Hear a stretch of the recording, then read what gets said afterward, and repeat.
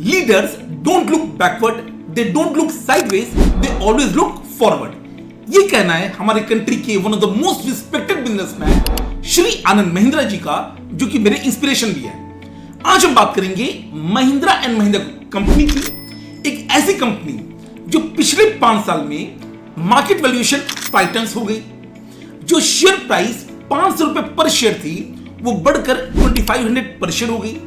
And जब country की car industry is growing at a pace of 5 to 7%, Mahindra and Mahindra की जो ग्रोथ है वो अराउंड 20% है। तो ये जो सक्सेस है, ये जो टर्न अराउंड है, ये कैसे हुआ?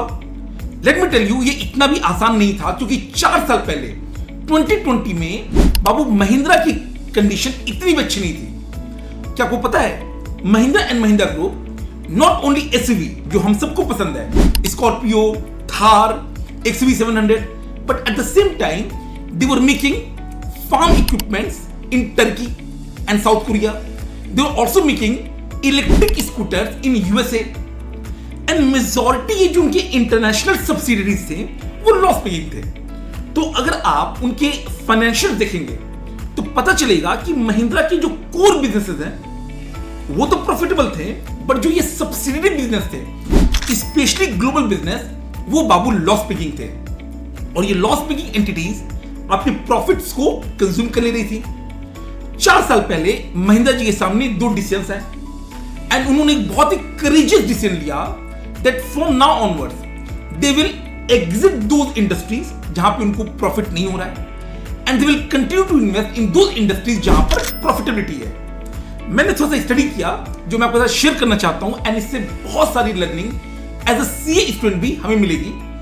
सबसे पहले उन्होंने क्या डिसाइड किया कि महिंद्रा उसी बिजनेस में इन्वेस्ट करेगा जहां से एटलीस्ट उनको 18% का रिटर्न ऑन इक्विटी अप्रोक्सीमेटली आ जाए। दूसरा, अगर प्रॉफिटेबिलिटी नहीं आ रही है, रिटर्न ऑन इक्विटी कम आ रही है, तो भी आप इन्वेस्ट कर सकते हैं, प्रोवाइडेड वहां पे कोई स्ट्रैटेजिक बेनिफिट है, जैसे महिंद्रा डिफेंस। एंड तीसरा, वो बिजनेसेस जो कि क्लियर नहीं है कि प्रॉफिट होगा नहीं होगा, कोई स्ट्रैटेजिक इंपॉर्टेंस नहीं है, they will exit that market. And guess what, इसी स्ट्रैटेजी के दम पे महिंद्रा ने अपने कई सारे इंटरनेशनल सब्सिडियरी को बेच दिया।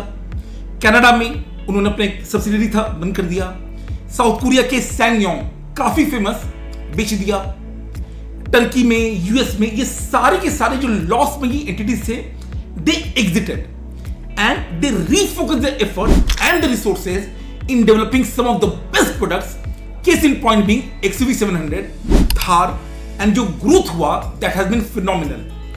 पिछले कई सालों में महिंद्रा कभी भी मारुति सुजुकी के कंपैरिजन में नहीं आती थी, because Maruti is the market leader, उनकी वैल्यूएशन बहुत ज्यादा थी। बट इन प्रैक्टिसेस के दम पे अभी जो महिंद्रा की मार्केट वैल्यूएशन है वो मारुति के ऑलमोस्ट 80% तक आ गई है, और ये एस्टिमेटेड है कि अगले कुछ सालों में ये और ग्रो करेगी। इनफैक्ट अगले 7 इयर्स के लिए जो भी महिंद्रा के प्लान्स है, महिंद्रा उन पे भी काम कर रहे हैं, केस इन पॉइंट भी इलेक्ट्रिक व्हीकल।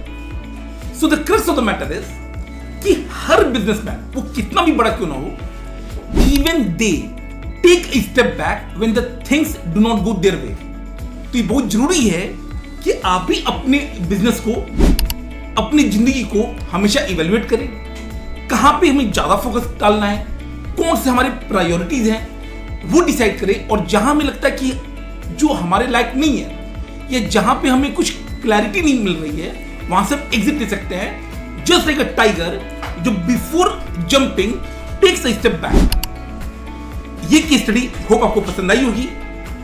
अगले कुछ दिनों में ऐसे कई स्टडीज में लेता आऊंगा। कैसा लगा आप कमेंट बॉक्स में बताइएगा, and let me tell you, इस तरह की कई सारे केस स्टडीज हम लोग अपने strategic management and taxation paper के दौरान क्लास में भी कराते हैं। बैच हमारी स्टार्ट हो रही है नेक्स्ट मंथ से at a very affordable price of 14,999 for the entire group. Let's join, let's crack it. All the best.